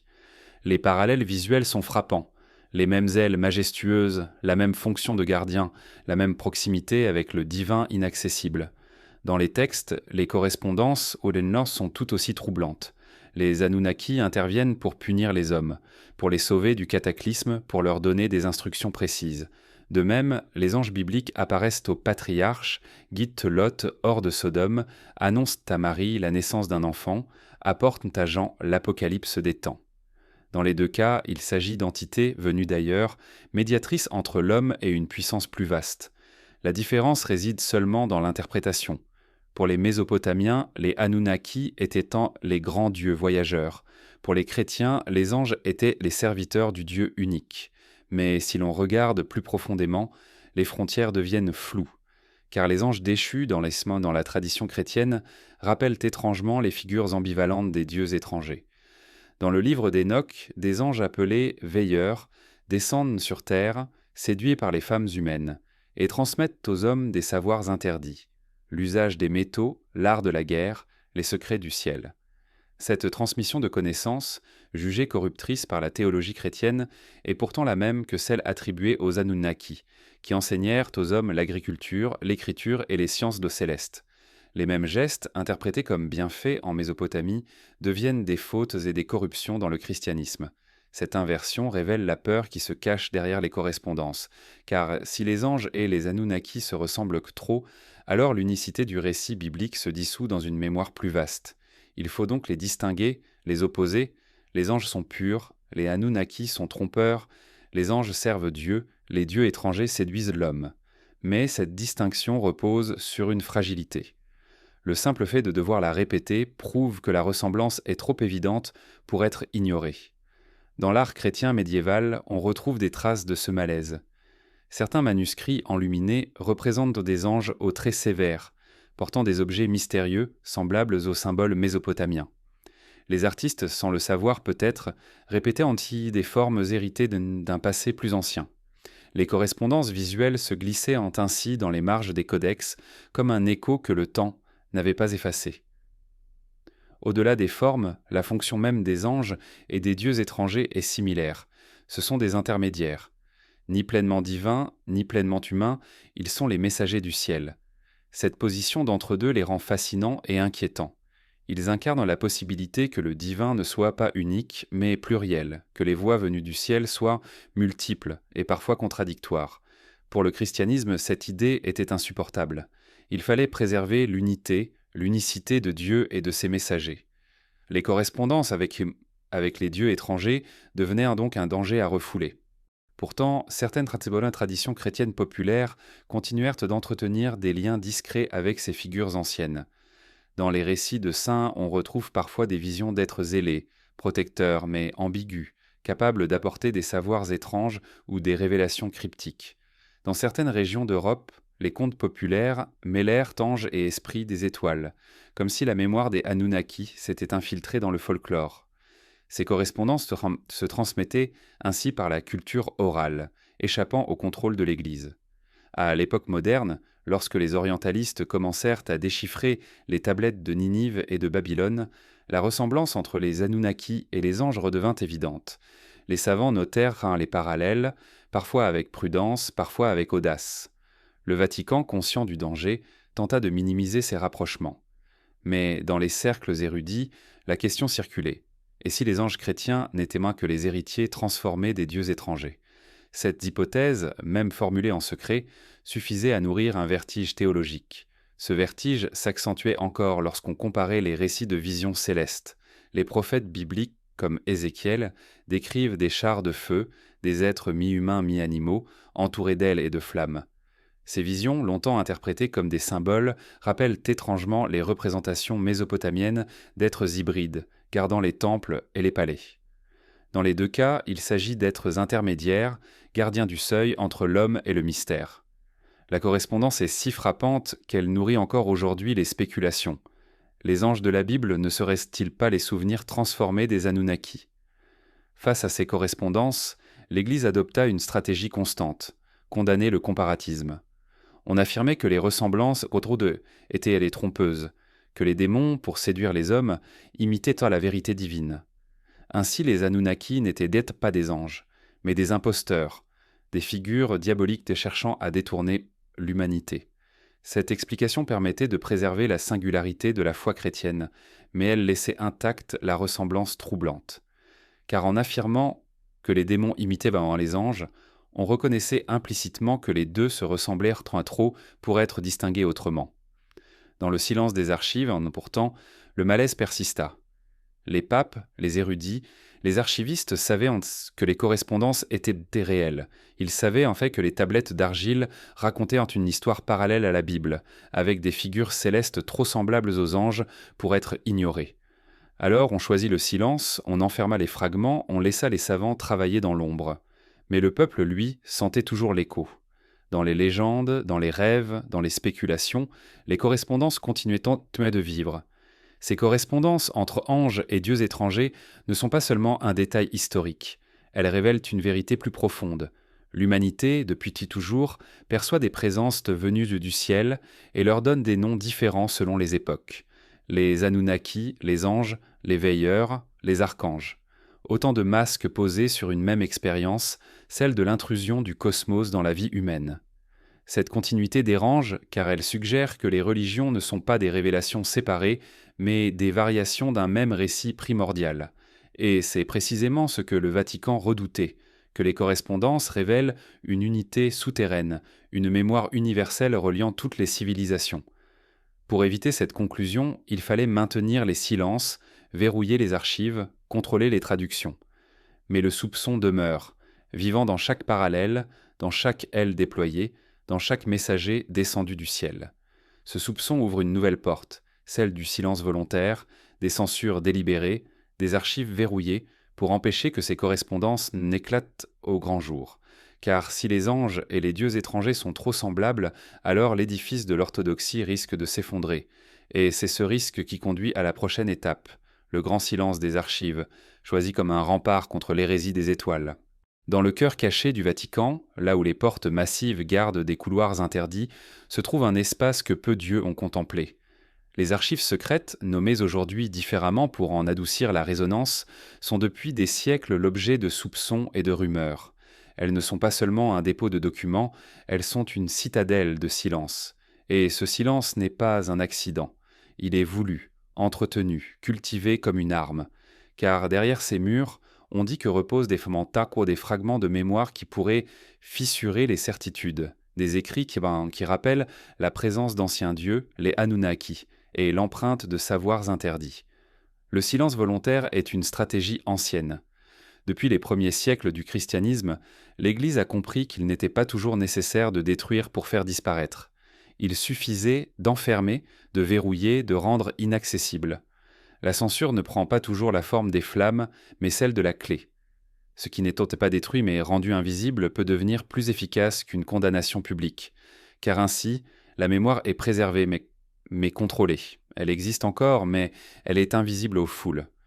L'histoire de l'Église regorge d'exemples de ce silence organisé. Certains textes jugés dangereux furent exclus du canon, comme le livre d'Enoch, qui parlait d'anges venus instruire les hommes de savoirs interdits. D'autres furent conservés dans les marges, tolérés mais surveillés. Avec l'expansion du Vatican et de son pouvoir temporel, cette logique se renforça. Les manuscrits venus d'Orient, rapportés par des missionnaires ou achetés à prix d'or, étaient catalogués puis enfermés. Les découvertes archéologiques du XIXe siècle, notamment les tablettes de Ninive et de Babylone, rejoignirent parfois ces coffres. Chaque fragment risquait de troubler l'édifice. Chaque parallèle entre les Anunnaki et les anges bibliques risquait de semer le doute. Le silence devenait alors le seul rempart. Mais ce silence n'était pas seulement défensif. Il était aussi actif, nourri par une volonté de contrôler le récit. Car publier certaines traductions, diffuser certains textes, aurait équivalu à reconnaître que la Bible s'inscrivait dans une tradition plus vaste, héritée de mémoires antérieures. Pour le Vatican, il fallait que l'histoire commence avec la Genèse et culmine avec le Christ. Tout ce qui précède devait être soit effacé, soit transformé en simple préfiguration. Les dieux étrangers, les Anunnaki, ne pouvaient être vus que comme des illusions ou des démons. Les archives devinrent ainsi le théâtre d'une censure subtile. On ne détruit pas, mais on choisit ce qui est montré, ce qui est traduit, ce qui est commenté. De nombreux chercheurs modernes s'interrogent sur l'étendue réelle de ces archives. On sait qu'elles contiennent des millions de documents, certains jamais consultés depuis des siècles. Des lettres de rois, des traités scientifiques, des récits de voyageurs, des manuscrits orientaux. Parmi eux peut-être des fragments cunéiformes non encore traduits ou traduits mais gardés secrets. Le doute suffit à alimenter le mystère.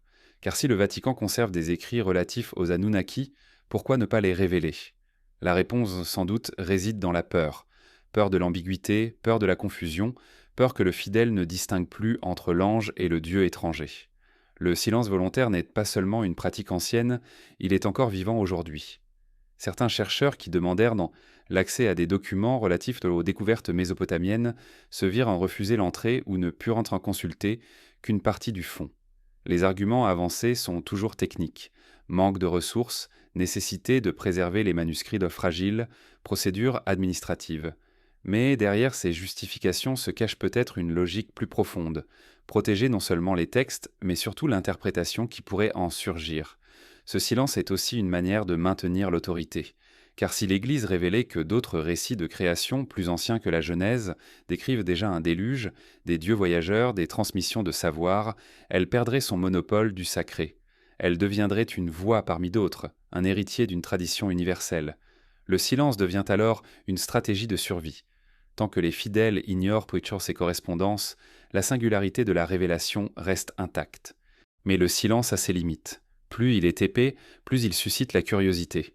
Le mystère attire, et ce qui est caché devient souvent plus puissant que ce qui est dit.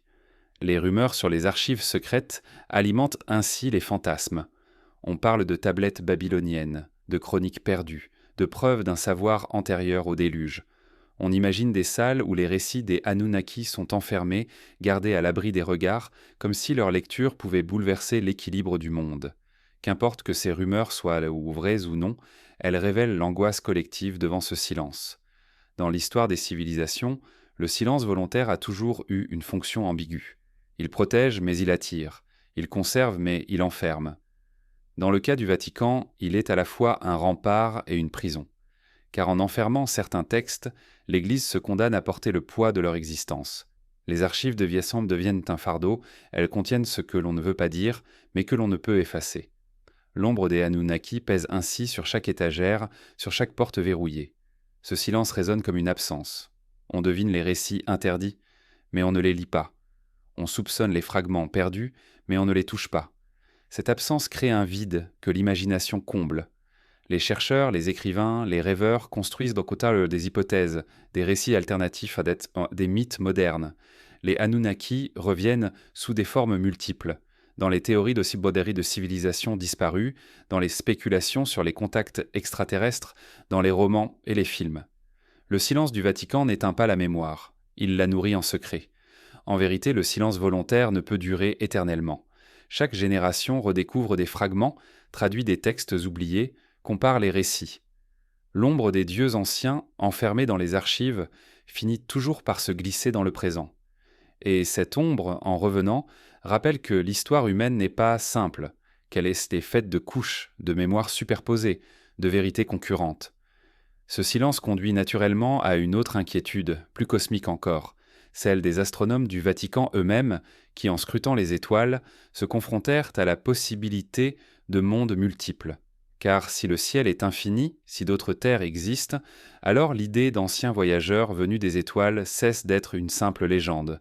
Elle devient une possibilité. Et c'est cette peur des mondes multiples qui prolonge le silence des archives vers un autre mystère. Depuis les premières nuits où l'homme leva les yeux vers le ciel, il se sentit observé. Les étoiles, semblables à des foyers incandescents, semblaient entarveillées comme des témoins silencieux. Pour les prêtres mésopotamiens, elles étaient les demeures des dieux. Pour les papes, elles étaient les lampes de la création, fixées par la main divine. Mais derrière ces interprétations, une même angoisse se cachait. Et si ces lumières innombrables étaient elles-mêmes des mondes ? Et si d'autres terres, d'autres civilisations, d'autres créatures vivaient dans ces espaces infinis ? Le Vatican, plus qu'aucune autre institution religieuse, fut confronté à cette inquiétude, car il possédait depuis longtemps des astronomes installés dans des observatoires chargés d'étudier le ciel, non seulement pour des raisons scientifiques, mais aussi pour défendre la foi. Ces savants en soutane, armés de lunettes et de télescopes, vivaient au seuil de deux univers, celui des Écritures, affirmant que Dieu avait créé un monde unique, et celui des étoiles, qui semblait en suggérer une pluralité infinie. L'histoire de ces astronomes est marquée par des tensions. Déjà au XVIIe siècle, la condamnation de Galilée avait montré la difficulté de concilier l'infinité du ciel avec la centralité de la Terre. Reconnaître que la Terre tournait autour du Soleil, c'était déjà admettre que nous n'étions pas au centre. Mais derrière cette première blessure se profilait une inquiétude plus vaste. Si l'univers est immense, peuplé de milliards d'étoiles, comment croire que la vie n'existe qu'ici ? Cette question, longtemps murmurée, devint au fil des siècles un fardeau pour les astronomes du Vatican. Certains papes encouragèrent les recherches, finançant des observatoires et des études.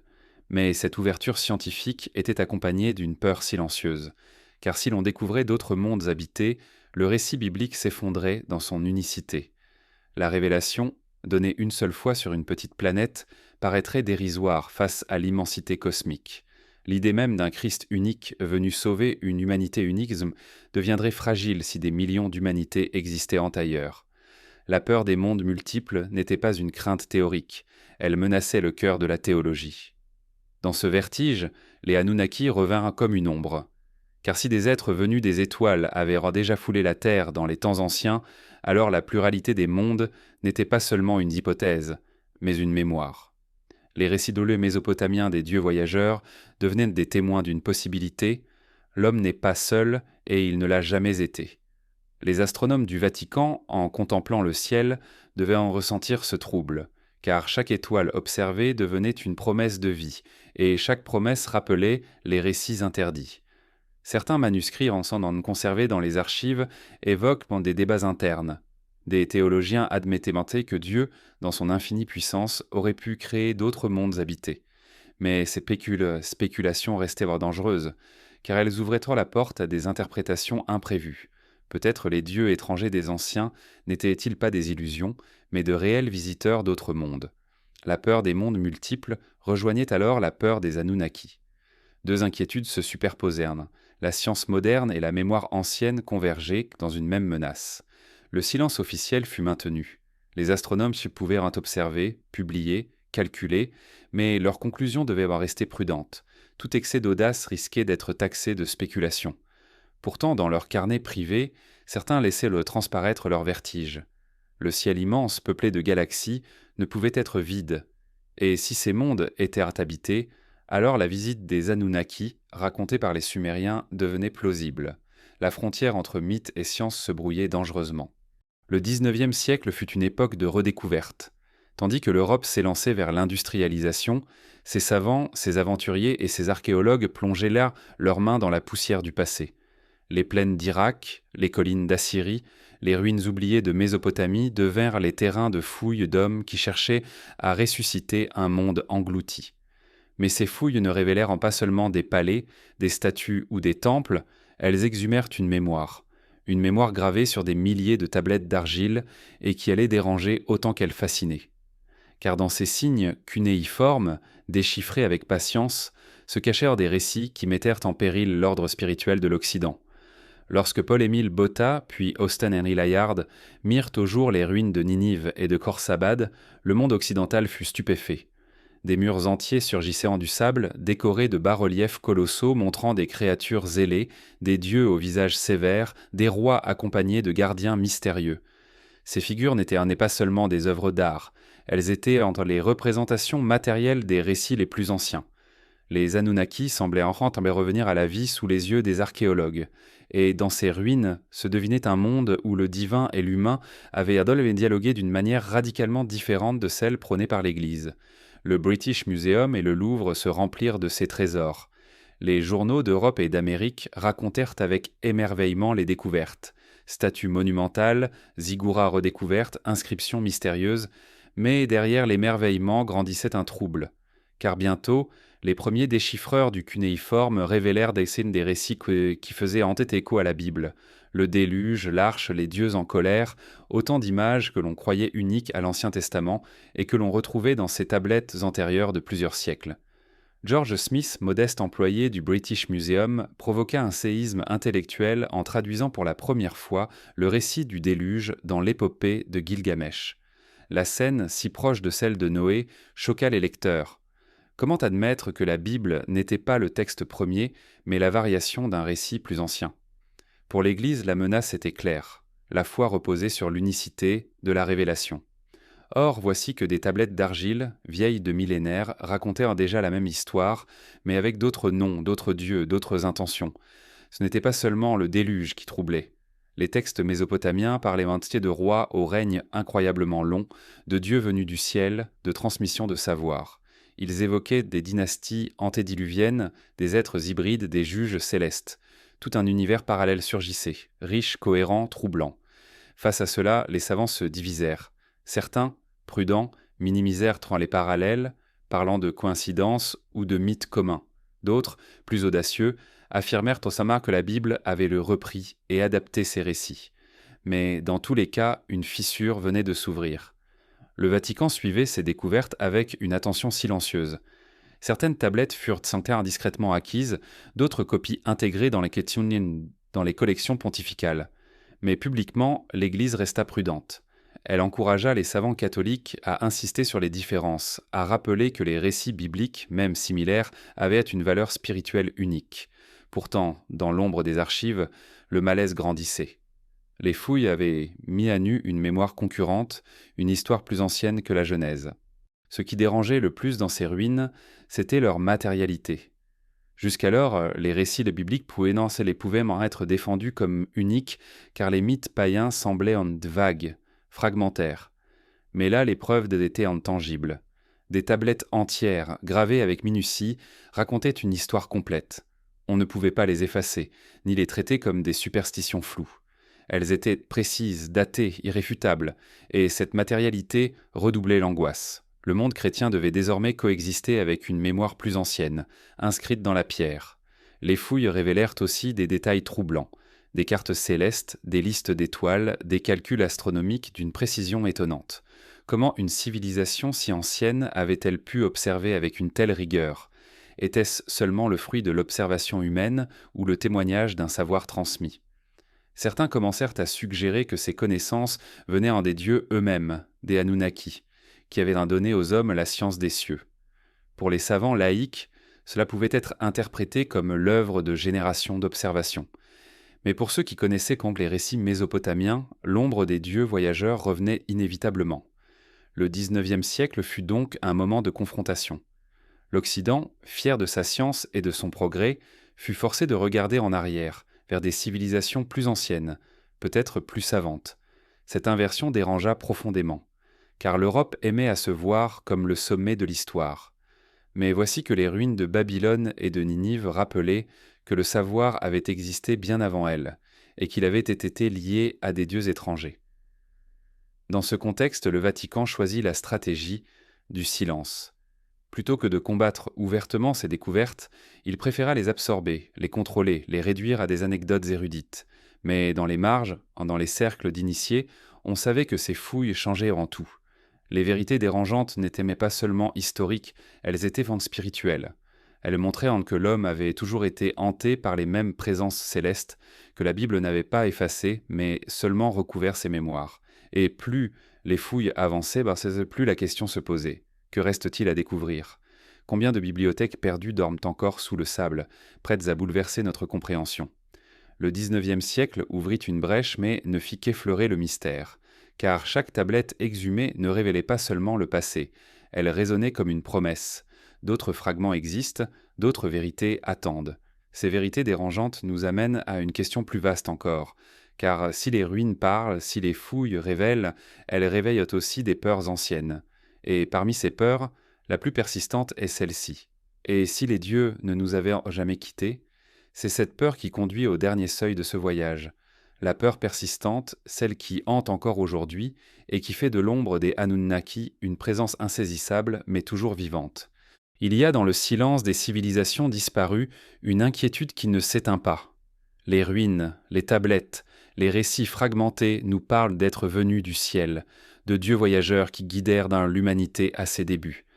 Mais ce qui trouble le plus, ce n'est pas seulement leur mémoire ancienne, c'est la possibilité qu'ils soient encore là. Les Anunnaki, ces figures mystérieuses gravées sur l'argile et sculptées dans la pierre, pourraient ne pas appartenir seulement au passé. L'angoisse qui traverse le Vatican et les gardiens des traditions est peut-être celle-ci. Et si les dieux n'avaient jamais quitté la terre, dans les récits mésopotamiens, les Anunnaki ne disparaissent pas. Ils se retirent, ils se cachent, mais leur influence demeure. Les textes parlent de temples où leur présence résidait, de sanctuaires où leur statut était animé d'une force invisible. Même après le déluge, même après les bouleversements, leur nom continue d'être invoqué. Ces récits ne racontent pas une absence, mais une dissimulation. Comme si les dieux avaient simplement choisi de rester dans l'ombre, attendant que l'humanité les oublie. Cette idée n'est pas propre à la Mésopotamie. Dans toutes les traditions, on trouve la trace de divinités ou d'êtres supérieurs qui se retirent, mais ne disparaissent jamais. Les Grecs parlaient de l'âge d'or, où les dieux vivaient parmi les hommes avant de s'éloigner. Les Indiens racontent les yugas, ces cycles où les dieux se manifestent puis s'effacent. Les textes bibliques eux-mêmes évoquent des anges qui apparaissent, puis repartent, mais jamais sans laisser une empreinte. Partout, l'humanité semble hantée par cette même intuition. Ce que nous appelons Dieu, anges ou maîtres anciens n'a pas cessé d'exister, mais s'est simplement retiré dans une invisibilité. Pour le Vatican, cette idée est redoutable, car elle suggère que la révélation n'a pas mis fin aux interventions divines, mais qu'elle n'est qu'un épisode parmi d'autres. Si les Anunnaki existent encore, alors l'histoire humaine n'est pas close et d'autres révélations, d'autres rencontres pourraient survenir. Le monopole spirituel se fragilise devant l'hypothèse d'une continuité. Le silence des archives et les censures ne font que refléter cette peur. Peur que les dieux anciens n'appartiennent pas à un passé mort, mais à un présent voilé. Les ruines elles-mêmes semblent se nourrir ce soupçon. Certains sites, comme Baalbek au Liban, présentent des blocs de pierre gigantesques dont l'origine reste mystérieuse.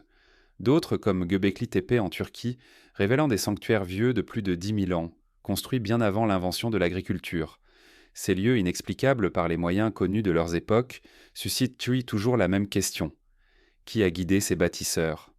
Était-ce seulement l'ingéniosité humaine ou la main de maîtres venus d'ailleurs ? Et si ces maîtres n'étaient pas repartis, mais continuaient de s'en observer, les astronomes modernes, en découvrant des milliers d'exoplanètes, ravivent dans cette peur. Chaque nouvelle planète potentiellement habitable est un rappel. La Terre n'est pas unique. Dans cet infini, il serait naïf de croire que nous sommes seuls. Mais si nous ne sommes pas seuls, si d'autres intelligences existent, alors il est possible qu'elles aient déjà visité notre monde. Et dans ce cas, les récits Loani des Anunnaki ne sont pas des mythes, mais des souvenirs. Ce qui trouble les gardiens de la foi, c'est que ce lien entre les anciens dieux et les civilisations stellaires devient de plus en plus vraisemblable au regard de la science contemporaine. L'imaginaire moderne a repris cette inquiétude. Les romans, les films, les théories alternatives parlent de visiteurs venus des étoiles, de guides de l'humanité, de civilisations cachées. Ces récits populaires ne sont peut-être que des reflets de cette peur ancienne, la peur que les dieux soient encore là. Les Anunnaki, dans ces récits, ne sont pas morts, ils sont invisibles. Ils attendent, ils veillent, ils reviennent par bribes, par symboles, par rêves. Pour le Vatican, ce retour sous des formes modernes est un défi, car il rend visible ce que l'on voulait oublier. Les théories Tanha contemporaines, même fantaisistes, réveillent les parallèles avec les récits des Mésopotamiens. Et chaque fois que le public évoque des dieux, des étoiles, des anges cosmiques, des voyageurs célestes, le silence des archives devient plus lourd. On comprend alors pourquoi l'Église préfère le mutisme, car répondre, ce serait admettre que la question est légitime. Mais la peur persistante n'est pas seulement institutionnelle, elle est humaine, universelle. Elle habite quiconque lève les yeux vers le ciel et sent l'étrangeté des étoiles. Elle traverse les ruines, les champs, les mythes. Elle murmure dans les rêves collectifs. Et si nous n'étions pas seuls? Et si ceux qui nous ont guidés au commencement n'avaient jamais cessé de le faire? Cette peur est renforcée par l'absence de réponse claire. Les Anunnaki, s'ils existent encore, ne se montrent pas directement, mais leur empreinte est partout, dans les textes anciens, dans les monuments inexplicables, dans les visions des prophètes. Ils ne sont pas visibles, mais ils ne sont pas absents. Leur présence se devine, comme un écho, et c'est cet écho qui inquiète le plus, car il suggère que l'histoire humaine n'est pas autonome, qu'elle est surveillée, accompagnée, orientée par des forces invisibles. Le silence du Vatican, les censures, les archives verrouillées ne sont peut-être pas seulement un choix politique ou théologique.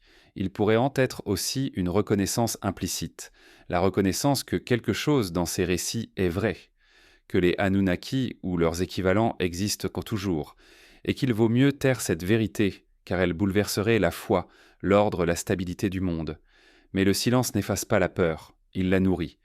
Plus le sujet est enfoui, plus il revient avec force. Aujourd'hui encore, la peur persistante demeure. Et si les dieux n'avaient jamais quitté la terre, et si leur retrait n'était mais qu'une illusion? Peut-être se cachent-ils dans des lieux inaccessibles, peut-être vivent-ils dans des dimensions que nous ne percevons pas, peut-être nous observent-ils à travers les étoiles. Cette peur est à la fois angoissante et fascinante. Elle donne un sens nouveau au mythe, elle nourrit les rêves, elle ouvre des horizons. Elle rappelle que l'homme n'est pas le seul maître de son destin, qu'il est peut-être encore un apprenti, observé par ses maîtres invisibles. Elle place l'humanité dans une position d'humilité. Nous croyons tout savoir, mais nous avons peut-être oublié l'essentiel, et c'est là que réside le mystère ultime. L'histoire des Anunnaki n'est pas seulement une question de passé, elle est une question de présent et d'avenir. Leur mémoire, enfermée dans les archives, inscrite dans les pierres, murmurée dans les étoiles, continue d'interroger notre place dans l'univers. Le Vatican, par son silence, avoue peut-être qu'il n'a pas de réponse. Et ce silence devient un aveu.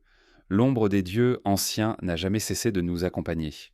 Ainsi s'achève ce voyage, mais non la question.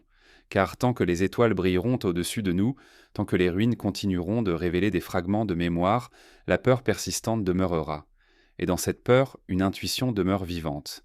Les dieux n'ont peut-être jamais quitté la terre. Ils attendent simplement que nous soyons prêts à les reconnaître à nouveau.